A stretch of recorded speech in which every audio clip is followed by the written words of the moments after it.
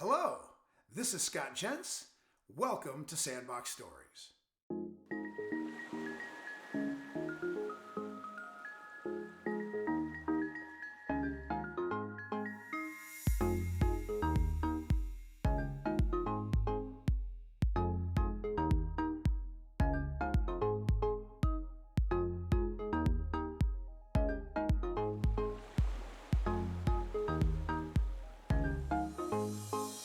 Hello, welcome to the Sandbox Story, which is an interview of Dr. Richard Castillo, who's a doctor of optometry and also an ophthalmologist. Dr. Castillo, it's a thrill to have you on Sandbox Stories. Welcome. Thank you, Scott. It's a pleasure to be here. You know, as I've been doing this podcast, I've interviewed a lot of folks that come from different parts of the industry, some that aren't doctors, some that are doctors, but also have doctorates in things like, PhDs in chemistry and science. Sure. I've interviewed Dr. Luke Probst, ophthalmologist from Canada, but you will be my first double eye doctor interviewee. I'm just really grateful that you're here and to have you in the profession. So if you don't mind, we'll get started. Let's go. Let's do this.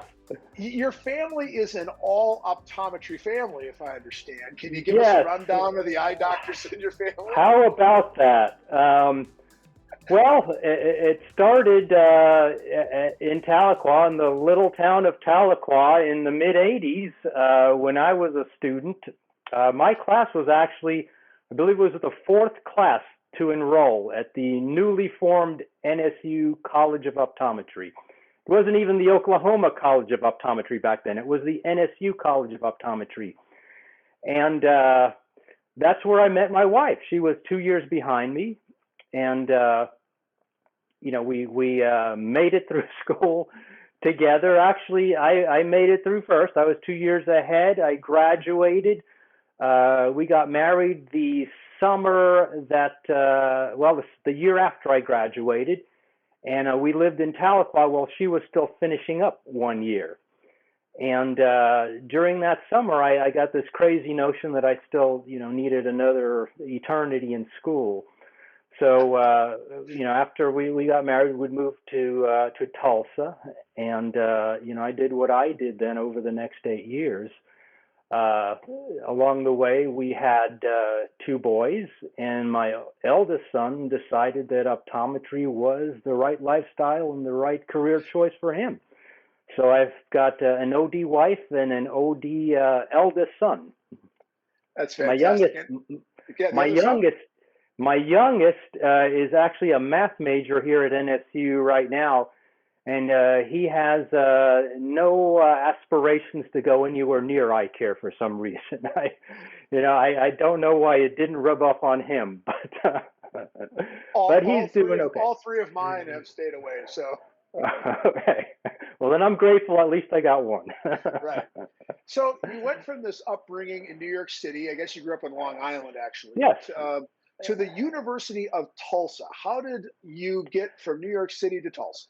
Well, that was an interesting story. My dad, who worked for American Airlines back then, and this is mid-'70s, he comes home one day and says, guess what? We're all moving to Tulsa, Oklahoma. And we're like, what?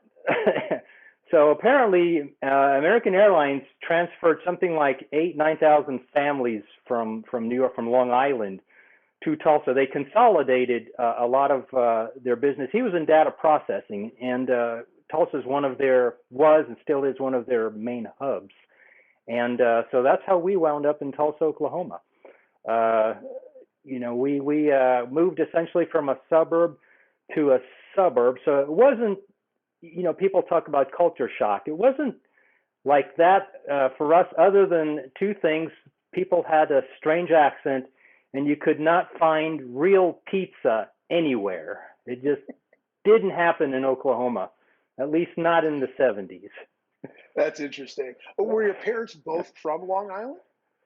My parents are actually Colombian. They came to the United States in the late 50s, and they settled in New York. Actually, we had family there, so we had a lot of family there. And we lived, I was born in New York City, but we had always lived in a town called Bayside, New York, which is, technically it's in Queens, like the ex-president, Queens. And people from Queens actually don't consider themselves from Long Island. You have to be from either Nassau or Suffolk or one of the boroughs up north. You ask someone from Queens, they'll go, hey, we're from Queens. Yeah. And somewhere along the line, you didn't really end up with the Long Island nor the Oklahoma accent. That's a heck of No. accomplishment. Well, that's what happens when you are, transported to Oklahoma at a very young age. It was funny, years ago, when Andrea Thaw was president of the AOA, she came to visit NSU, and I went up and introduced myself. Hi, I'm Rich Castillo, and by the way, I'm from Long Island. She looked at me and said, "You're not from Long Island. First off, it's not Long Island, it's Long Island." Right. And secondly, what'd you say you were from? From Queens? That ain't Long Island.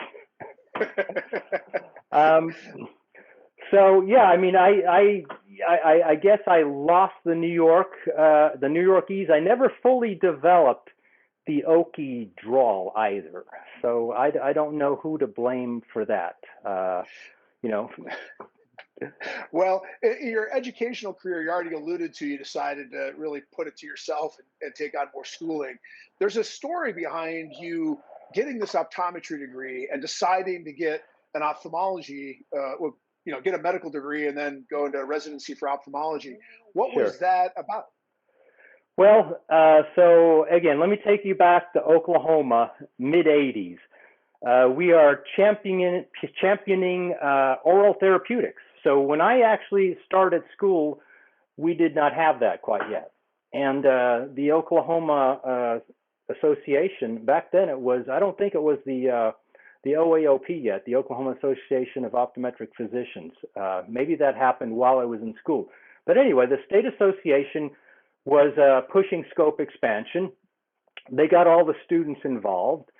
We were really gung-ho, and, we learned the power of advocacy in optometry, during that time.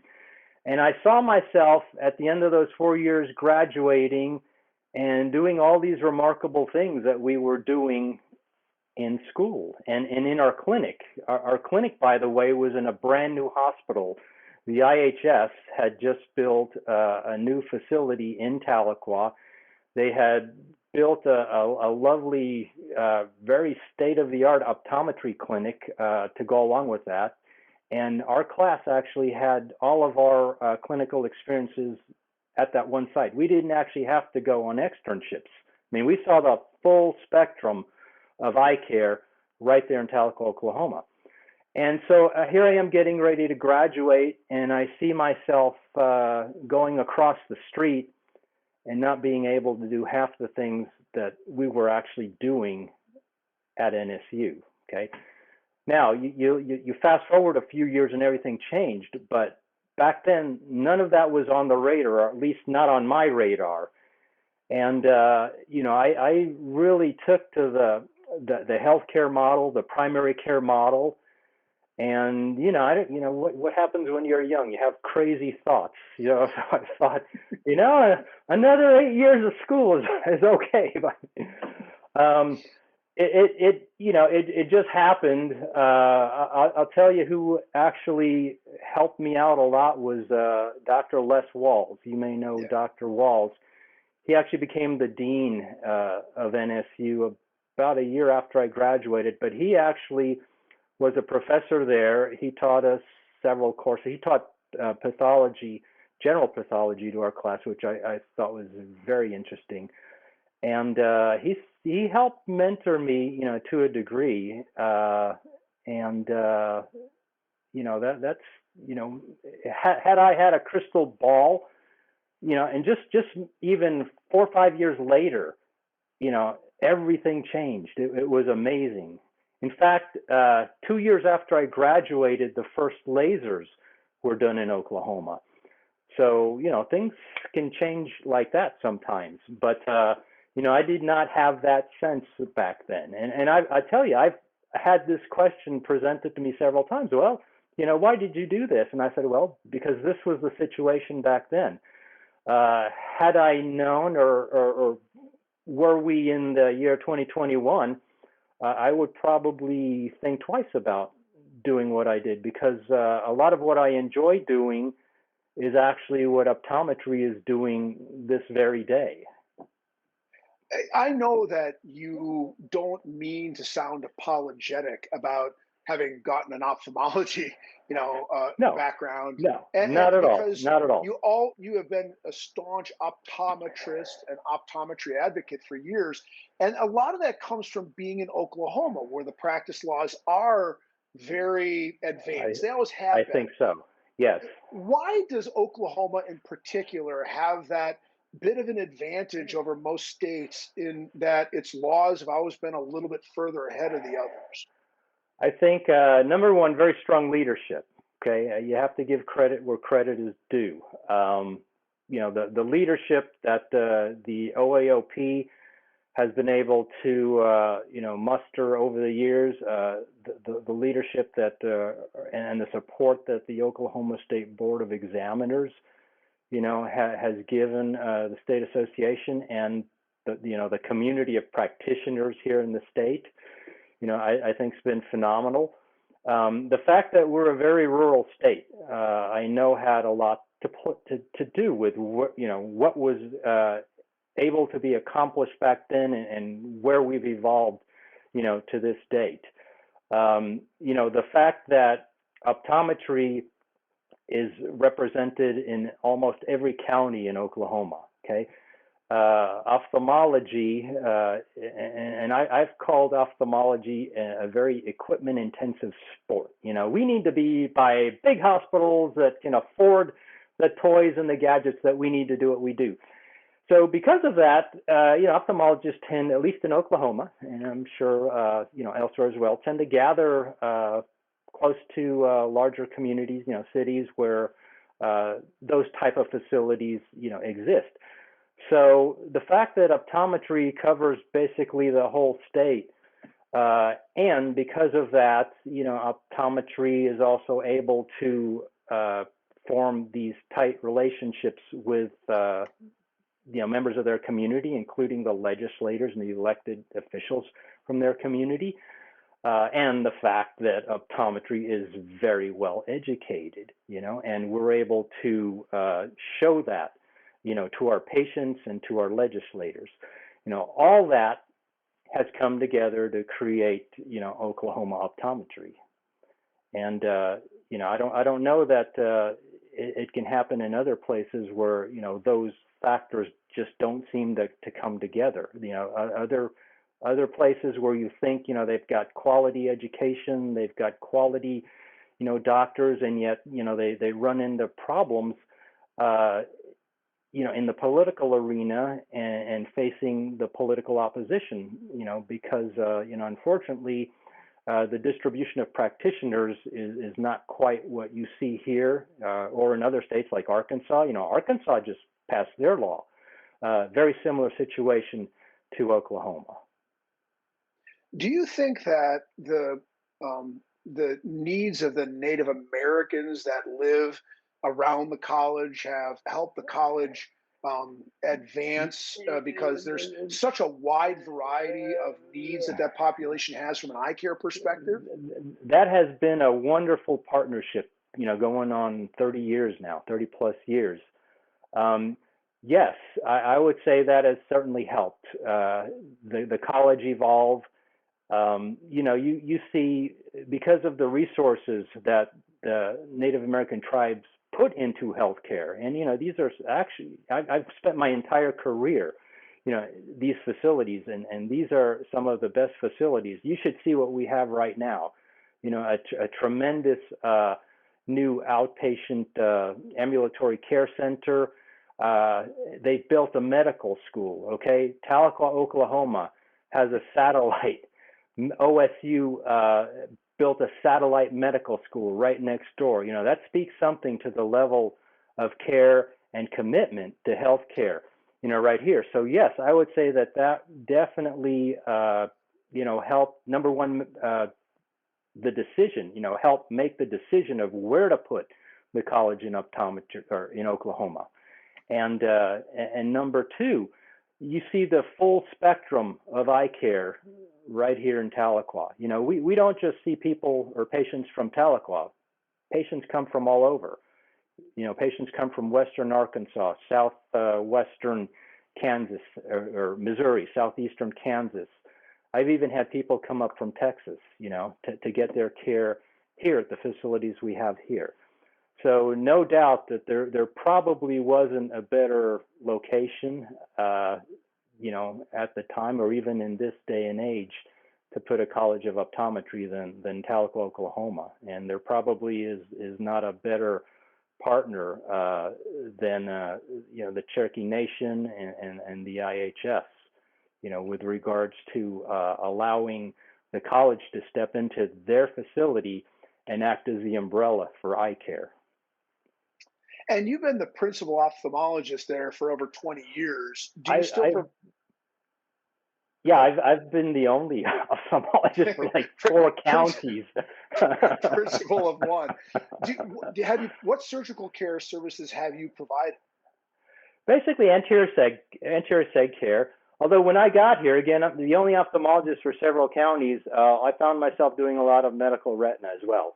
So back before we had pattern lasers, I was doing PRP and macular grids and focals. It was a while. It was several years before we were able to form a good, strong relationship with a local retina group, which we've been very fortunate now to have had for probably over a decade. So I was basically anterior seg, cataracts primarily, and a lot of fair amount of oculoplastics as well.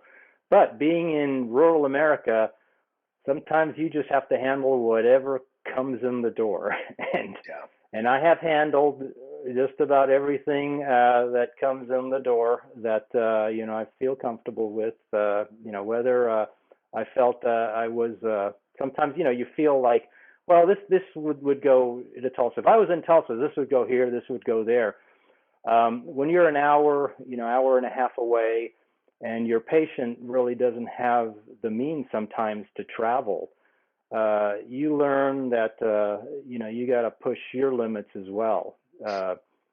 And you know what? That has been a benefit. I'm not saying that I'm uncomfortable with that. I think that's made me a better provider. And, again, being in in the location we are, where everyone has to do that, including the OD faculty and the residents and the students, I think that makes them better providers. It certainly makes them more confident when they get out and leave and go back home or go to set up practice and careers wherever they're going. And amongst the many things that you're proud of is your history of going out on behalf of the college and creating curricula that are hosted in other states, ongoing continuing education programs. In fact, we last crossed paths probably a year and a half ago here in Wisconsin. That's where right. We were co-teaching advanced procedures for optometrists, and there were some oculoplastics and some other things going on there. I'm curious if you see yourself, as you're teaching optometrists in those situations, as an optometrist or an ophthalmologist. That's an interesting question. I get up and I go to work every day and I see patients, and some days I can tell myself I'm practicing optometry.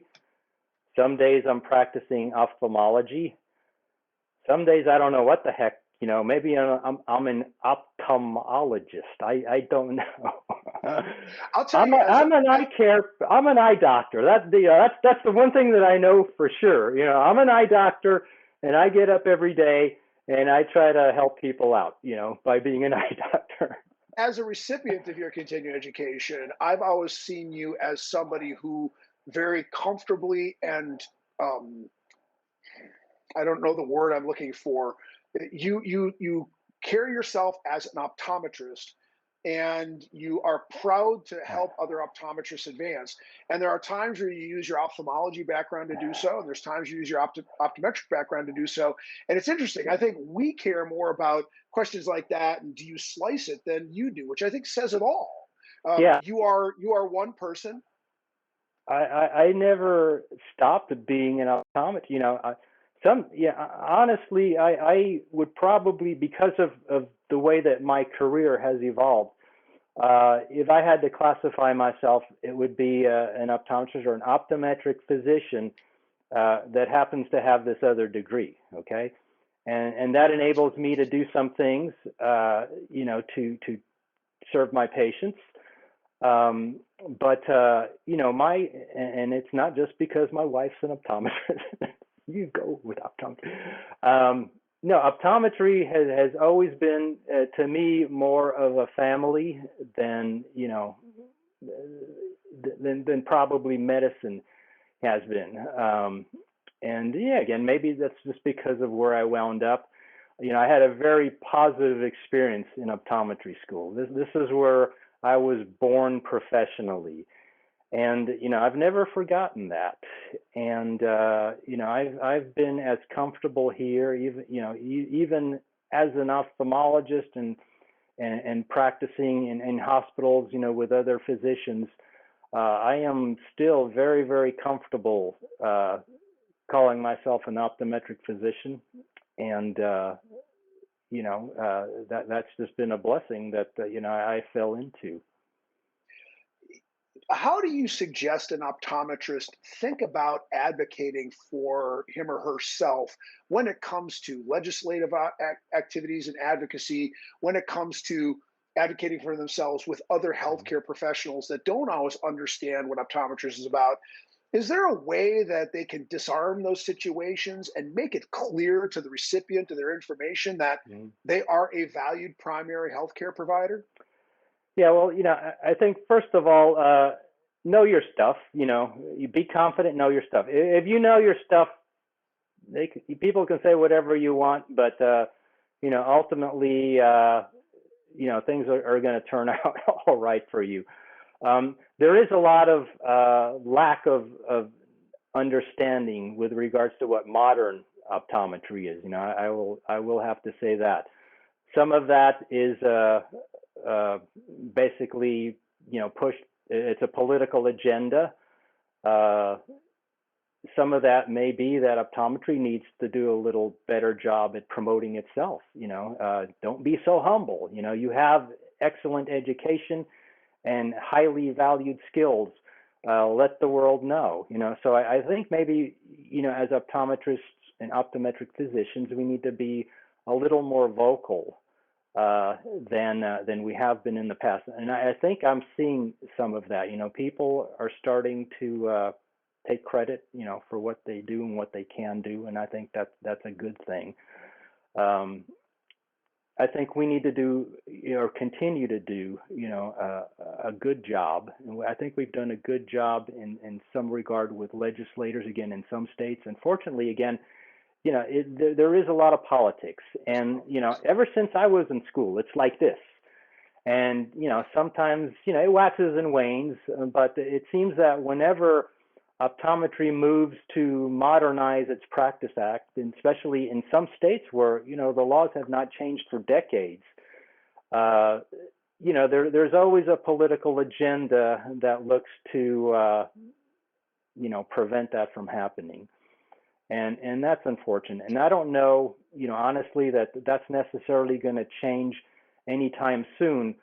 But, I think the way around that is, again, to get to know your legislators. Optometry really has an edge because, again, we by the nature of what we do and being primary care providers, we can practice almost anywhere. Okay, I don't know that ophthalmology can really say that. We can be in small town America, okay, and in nowhere, Oklahoma. You do very well as an optometrist in nowhere, Oklahoma. The ophthalmologist, just even because of the culture that we're brought up in, we go to we have to find that ivory tower in the big town. So So you know what? When we go to move scope forward in optometry, you're probably not going to get the Tulsas and the Oklahoma cities. Those legislators probably know medicine very well, and they're not going to listen to somebody from nowhere, Oklahoma. But you know what? The vote from the legislator in nowhere, Oklahoma counts just as much as the vote from the legislator in Tulsa. And there, in our state anyway, there are a whole lot more of folks from nowhere, Oklahoma, and little town America than there are legislators in the big city.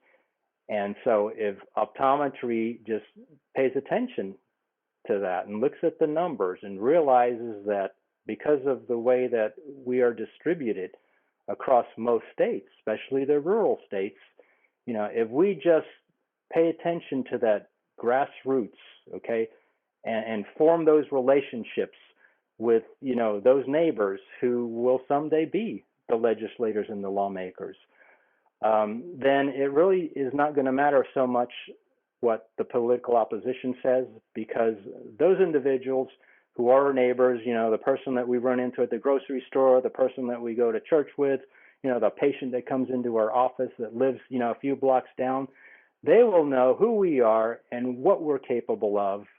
And, what politicians say is probably not going to be so important. Ultimately, that politician or that legislator from nowhere, Oklahoma, needs to listen to his or her constituents, okay, which is small town Oklahoma. From your seat in optometric education, you've assessed that both ophthalmology and I think optometry too is an equipment intensive sport. It gets hard for an optometrist to think about the many things that they could bring into their practice. I'll go back again to our meeting when you were up here with Dr. Nate Lighthizer in 2019, and we're talking about radio frequency devices and just the plethora of instrumentation. I think that optometrists can practice anywhere, but what's your commentary on how today's students are looking at all that? And do they sort of make an assessment of that? And does it impact how they think about their early practice is going to go? Because you can't have it all day one. No, you can't. And you don't need to, you don't need to start out with the Cadillac, that's, something that I hope I get across to my students, that, we were able to practice optometry and medicine before we had, all these gadgets. And that, some skills are fundamental, and some skills, you should, pick up and retain within your core. And, you will be able to grow in to the fancy stuff as your business evolves, as your career evolves. But, I'll still say that even though, there is some technology that is very useful, even from the get-go, a lot of this stuff, is still attainable for optometry in small communities. It's not so much, for ophthalmology that really, needs volume. I mean, we need expensive technology, and we need volume. Ophthalmology, I tell you, I've seen over the past couple of decades trying to move back into primary care, because in some regards, the way that we were brought up in residency is really not going to be sustainable if you want to go back home, to a smaller community. So, optometry, again, has that edge. And so, again, no, you don't need to start out with the Cadillacs. Learn your basic skills. Understand that there are different ways of doing things. You don't need radio frequency to get started in minor surgical procedures and office-based surgical procedures. You don't need $50,000 worth of gadget. You can get started with $200 worth of scissors and scalpels and forceps, okay? And you know what? Here's a dirty little secret. The reimbursement is the same, okay? Maybe I shouldn't have said, you remove the papilloma with scissors, you go snip, you're probably going to get paid the exact same amount as if you use the $50,000 radio frequency gadget. It's not as sexy, snip versus high technology, but ultimately, cha-ching in the bank is the same tune. That's really good. I know that when I did a little pre-interview question with you, you had said that it would be great if optometry could unleash itself from its scope model, where it's sort of Yeah. strictly defined by legislation. And I had Dr. Jim Sandifer, the longtime executive OD of the Louisiana Yeah. Association, and they've got a very strong law that sort of lists I'm just going to say 20 things they can't do. And it's very simple, right? If it's not on that list, then it's doable. And Yes. I guess I'm curious from your perspective on the cutting edge of education, where the current students feel like that line is in their mind when they go out into practice. They know they're going to have to comply with the Practice Act of their state, but in their mind, is it kind of all the way up to doing operations that go inside the eye? Well, again, not everybody in medicine winds up a surgeon or wanting to do surgery, and it's the same in optometry. This is something that some people have an interest in and have a knack for and pursue, and others don't, and that's fine. Now, and in fact, when I go on these CE excursions and these places that I've been to, I will often ask, somewhere along the way, if the laws in this state, if the scope of practice, is advanced to the point where you can go back to your practice on Monday and start doing what we've been talking about here this weekend, how many of you would actually, do that? And it's never more, I would say, it's always maybe 30%, 20-30% that raises their hand. And so I thank them, but then I look at, the other 70% and I say, well, thank you for being here, because you are actually the most important people in the room, okay? Because without you, none of this would have happened anywhere, okay? Because, there has to be a certain critical number of practitioners in any community that gets together and says, this is who we are and this is the standard of care. And the standard of care can vary from place to place, okay? And I don't know what that magic number is, but I can tell you that you need a majority of practitioners, a majority of the state membership saying this is what defines us as a profession, this is where we should be. Otherwise, it doesn't happen, okay? So it happened in Oklahoma, it happened in Kentucky, it happened in Louisiana, it happened in New Mexico with minor surgery, it happened in Arkansas, it happened in Oregon with some minor surgical procedures. It's happened in a lot of places, in Tennessee, in Alaska, and here most recently, Mississippi and Wyoming, okay?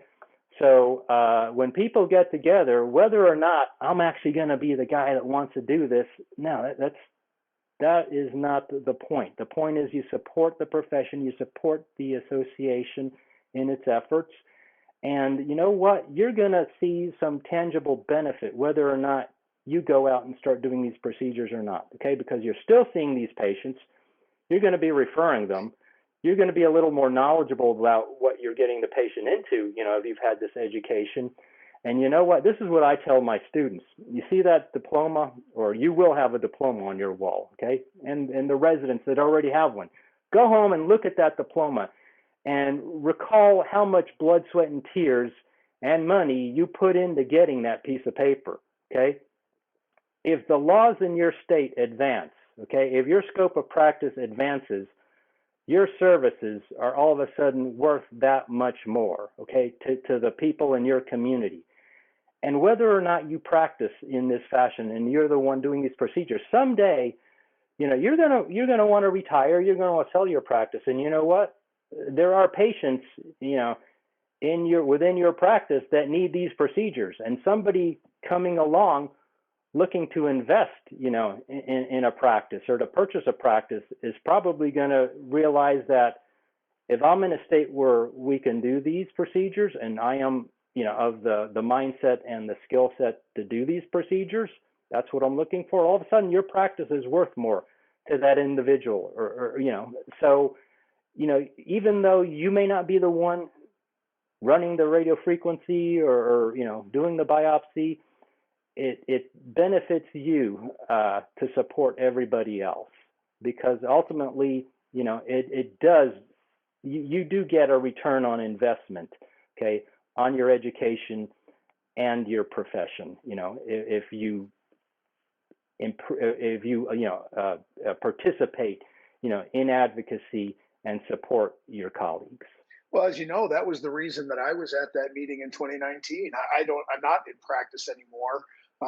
And I felt it was important to be a participant, to expand my knowledge, which I think is at the core of every optometrist's being, Sure. and to support those that wanted to do it. Just as in the late 1990s, a bunch of us were sort of ahead of the curve, came down to Oklahoma, learned about anterior segment lasers, including photorefractive keratectomy, Yes, and yes. and then came home and started doing it. Now there's a whole big after story to that, but it's I recall going to Wisconsin several times in the early 2000s to some.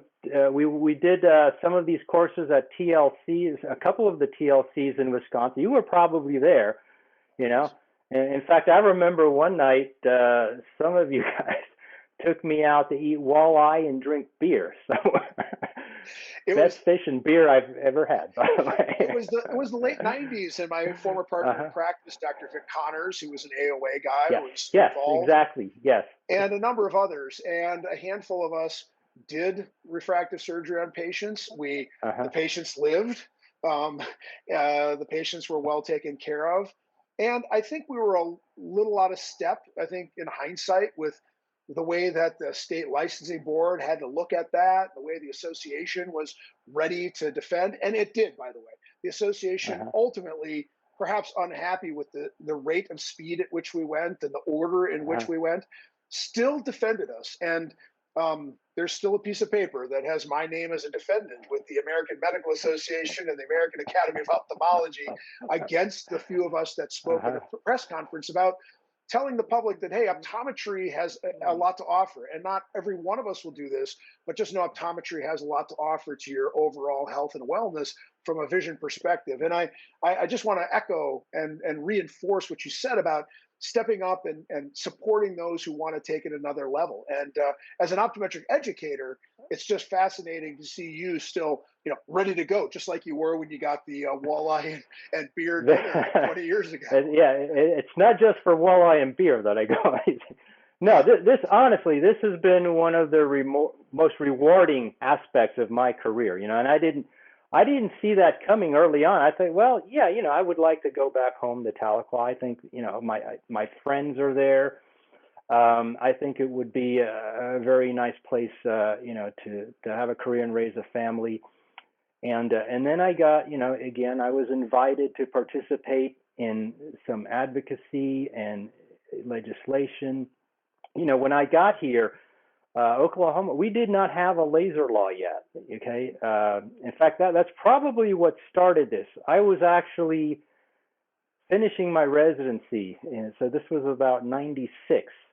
And the Oklahoma chapter of the Academy of Ophthalmology got a judge in Oklahoma to issue an injunction against ODs who were doing laser. Okay. And the first lasers were done here, I think, in '89. And so you've got years, of experience with no real issues, and yet, that's political agendas, right? Right. So I got a call from my friend who had just become the dean, Dr. George Foster. Can you? Well, first he asked me, do you have a medical license yet? And I said, well, yeah, because, oddly enough, in medicine, you get a license right after your internship before you do a residency. Before you do a residency and learn how to do whatever it is you're going to learn how to do in life, they give you a license. Okay? So, yes, I have a license.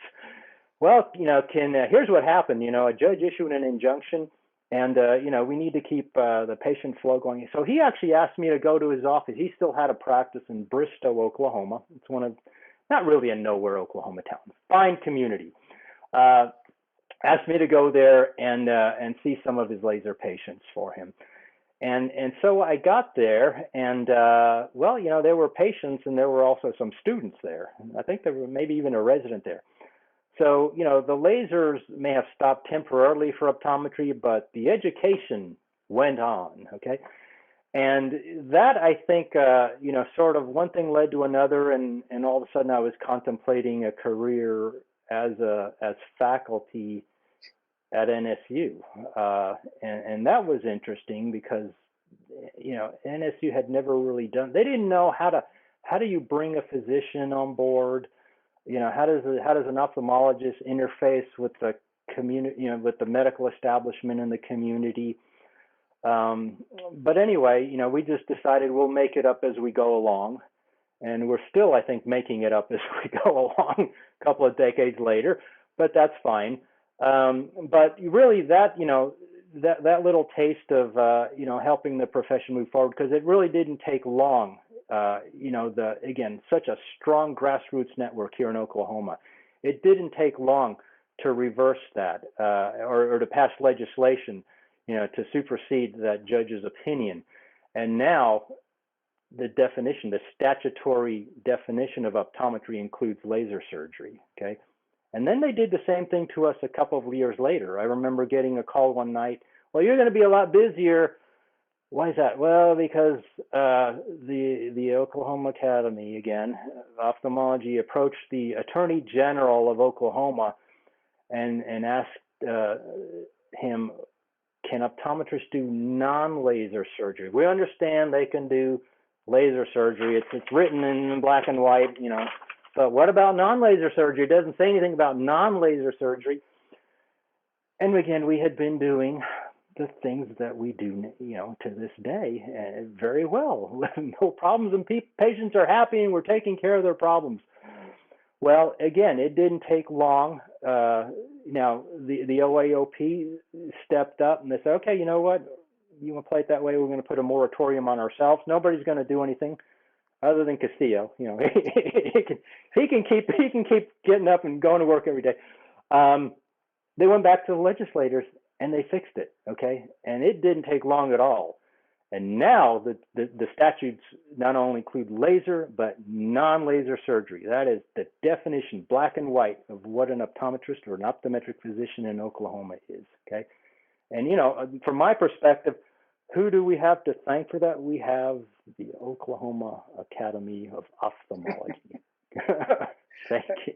Yeah, I mean, it's what is really always bound optometrists together. When a team gets in the huddle on the other side of the line, then you can pull your huddle together.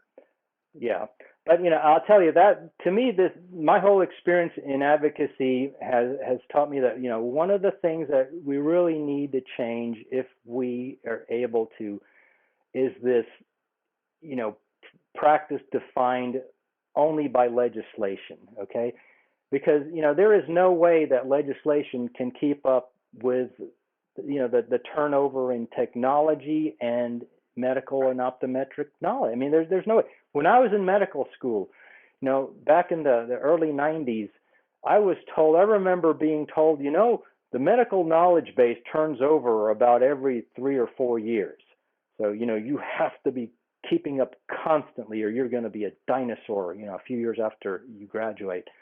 Well, now it's like months. They measure it in months, not years.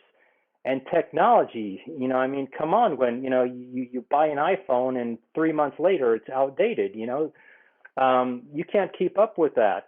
So how are we supposed to, as practitioners that are limited by statute, supposed to keep up with innovation?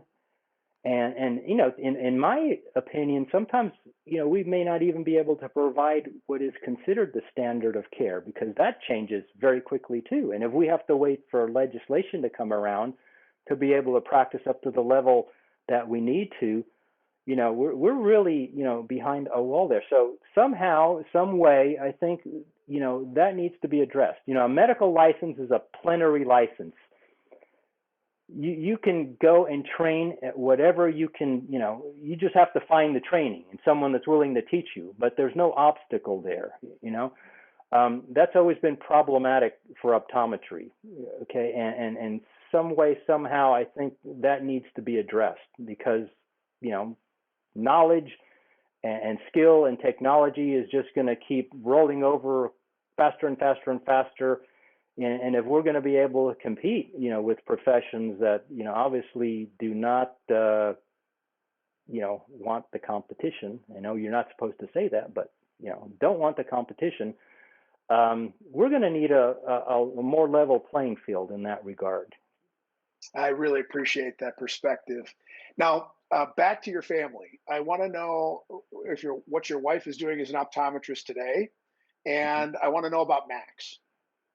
Okay. Well, wife, after our second child was born, decided that she wanted to be a stay-at-home mom, and then she took on the challenge of homeschooling. Oklahoma is very strong in homeschooling.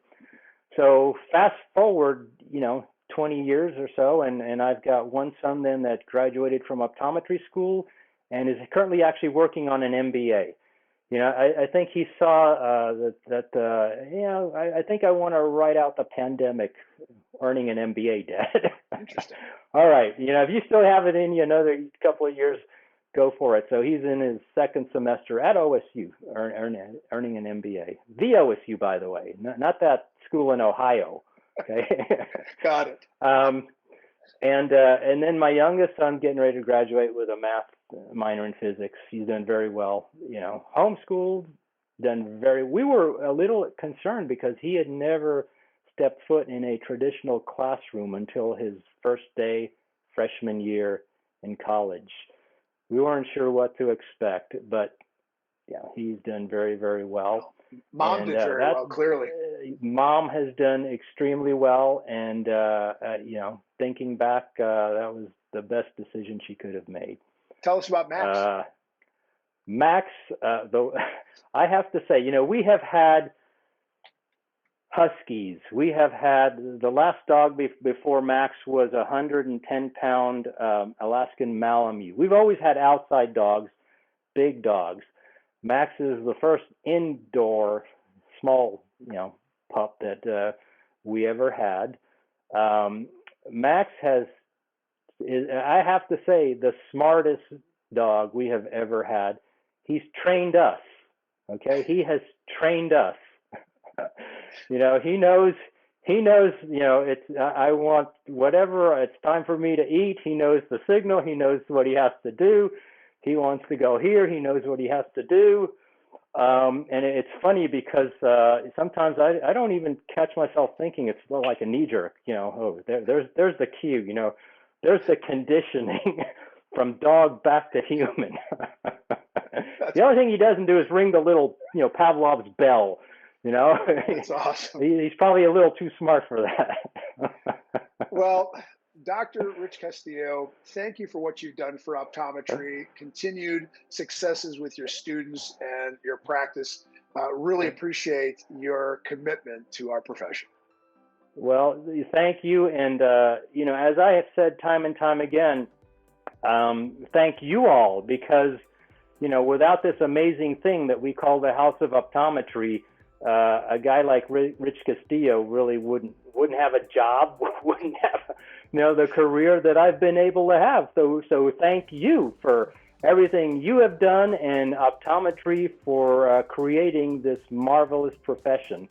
Again, when my son was deciding on what he wanted to do, he investigated medicine, he investigated dentistry, he investigated several other professions, and he settled on optometry. And, I'm sure that, that will bring blessings many times over the course of his professional career as well. Well, folks, you've heard it from somebody who is really committed to the profession from a family of optometry. I appreciate the audience for attending. And until my next Sandbox story, be great at all you do.